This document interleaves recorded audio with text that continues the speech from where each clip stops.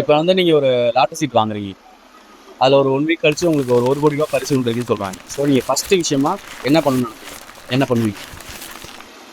நானும் எங்க அப்பா கிட்ட பேசுறேன்.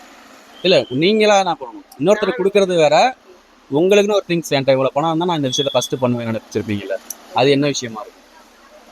நான் என்ன பண்ணுவேன், ஒன் ஒன் க்ரோரா 1 crore இருந்தா எனக்கு பிடிச்சதெல்லாம் வாங்கிட்டு அதுதான் என்னன்னு பர்டிகுலராக மென்ஷன் பண்ணி நல்லா சாப்பிடுவேன், நல்ல ட்ரெஸ் வாங்குவேன். 1 கோடி ரூபாய்க்கா?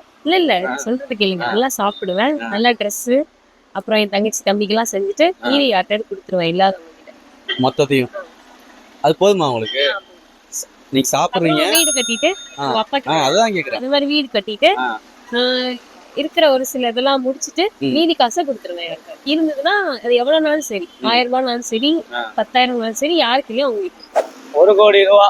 ஆமா, டக்குனு இப்படி கேட்டீங்கன்னா நான் என்னத்த சொல்றது? 1 கோடி ரூபா எப்படி ப்ரோ விழுவோம்? விழுந்துருச்சு. சரி, என்ன பண்ணுவீங்க ஃபர்ஸ்ட் விஷயம்? ஃபர்ஸ்ட் விஷயம் எடுத்துக்கிட்டா என்னோட இன்கம், இது என்னோட வீட்டு பிரச்சனை அதெல்லாம் முடிச்சிருவேன் ப்ரோ. ஓகே, முடிச்சுட்டு மிச்சம் இருக்க காசு எவ்வளோக்கு எவ்வளோ என்ஜாய் பண்ண முடியுமோ அவ்வளோக்கு எவ்வளோ என்ஜாய் பண்ணுவேன் ப்ரோ.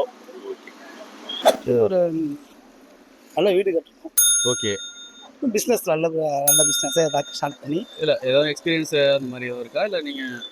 இல்லை, பிஸ்னஸில் எனக்கு நல்ல இன்ட்ரெஸ்ட் அதிகம், அதனால் அதில் நல்லபடியாக பண்ணுவேன்.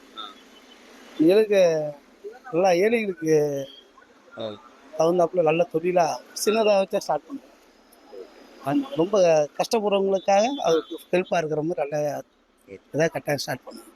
அது ரொம்ப ஆசை. தேங்க்ஸ்.